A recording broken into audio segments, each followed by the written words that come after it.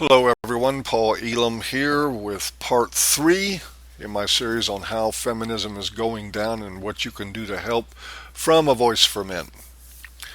I should start out by saying, true to the ideas I presented in parts 1 and 2, which you should watch before this one, that it doesn't matter if anyone watching this actually follows my suggestions. The tide of men's activism is already happening, and in my opinion there's little anyone can do to stop it. But you can help it along and be a part of it in a very meaningful way, and that's what I want to talk about here. I should acknowledge that the men's rights movement is not following the same path as feminism.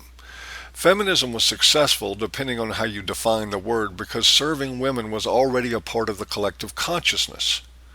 Unlike the lies they spread, feminism didn't break down barriers or tear down walls, nothing of the sort.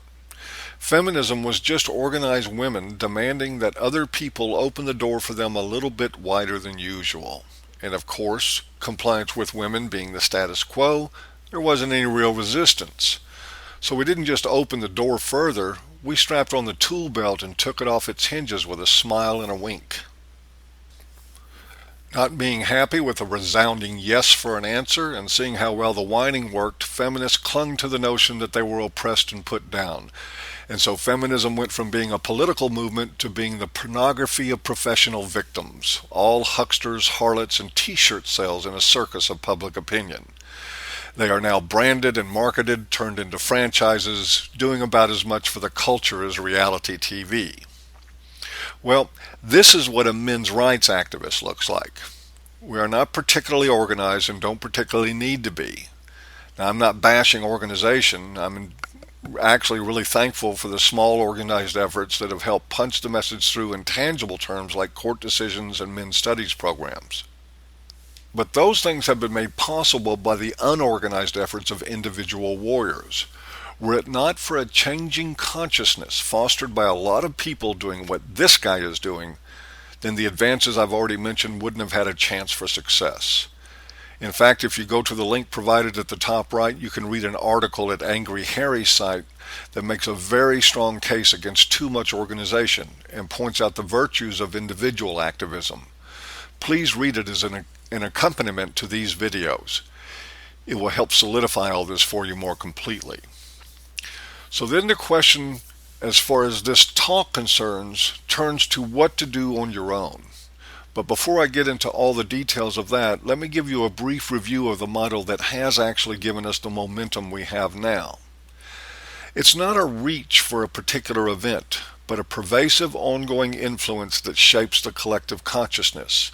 It is the synergistic power of thousands of small voices, not the bombastic impact of one or just a few. It was the proven force of steady pressure and repetition that made Coca-Cola a household name, and for that matter, that carved out the Grand Canyon.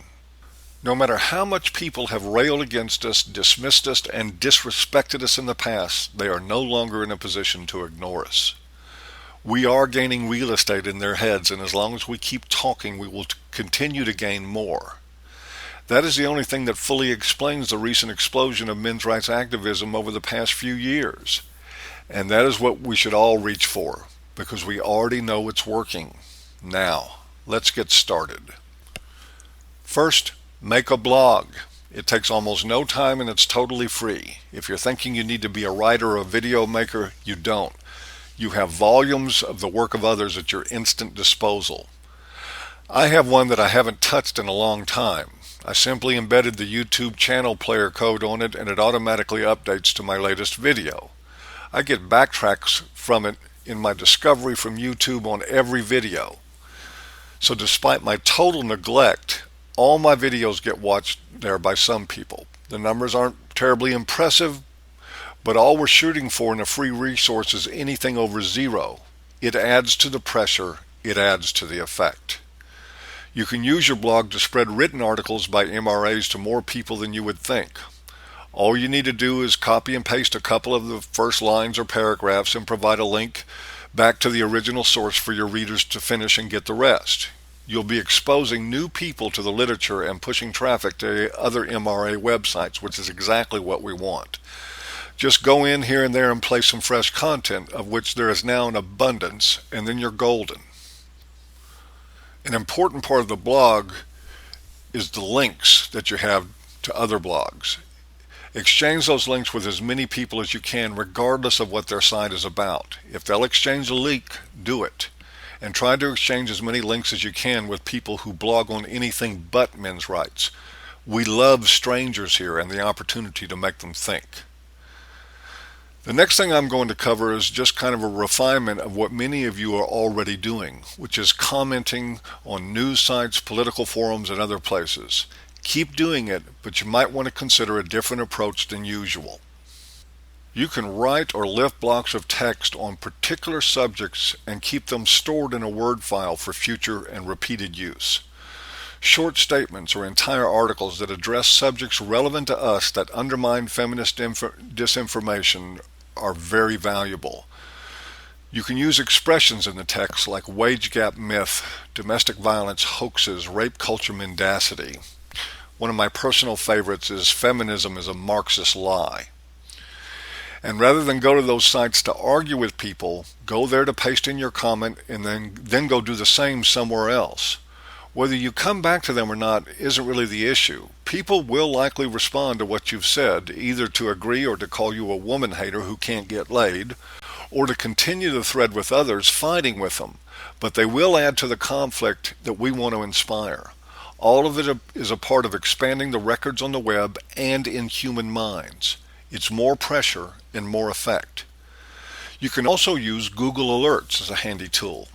Set your alerts to notify you of daily new web content that is searching for keywords like wage gap and domestic violence, VAWA and the sort. Then you can just click through their links and look for a place to add your comments.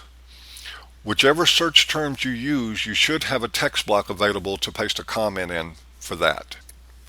With this technique, you can literally spread the message to hundreds of people or more in far less time than it takes to argue with a feminist about the fact that men don't commit 200% of all domestic violence. And you will make some of those people think. And even the ones you don't make think will see that their monopoly on the argument is dead in God. That's more pressure and more effect. And here's a tip about posting links to videos. Many sites let you embed the video in their comments, and that's great. Others only take links. And while we'd like people to see the video on site wherever it is, let's make the best of places that only allow links. Now here's Bernard Chapin. Now he's known to you unless you just stumbled into the men's movement this morning. He's an excellent spokesman for the MRAs.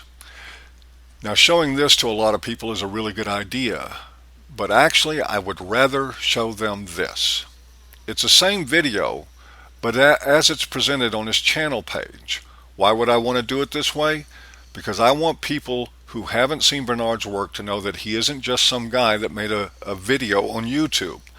I want them to see that he is prolific and driven and has a significant following.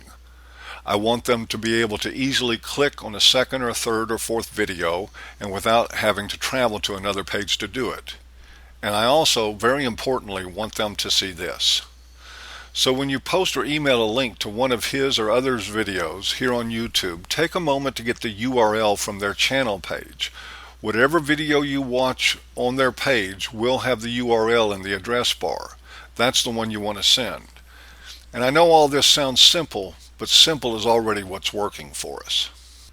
There are a number of other avenues to get the message out there for free. Facebook and other social networking websites. I'd like to say more, but I'm running short on time again.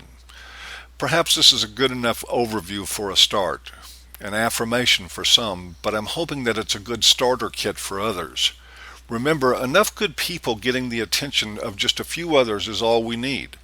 A comparative handful of people can reach the world. Just keep standing in front of that tank and shaking the truth at people like it was your fist. Some of them will get the message, and eventually all of them will. That day is already on the way. And until then, thanks for listening, and see you next time.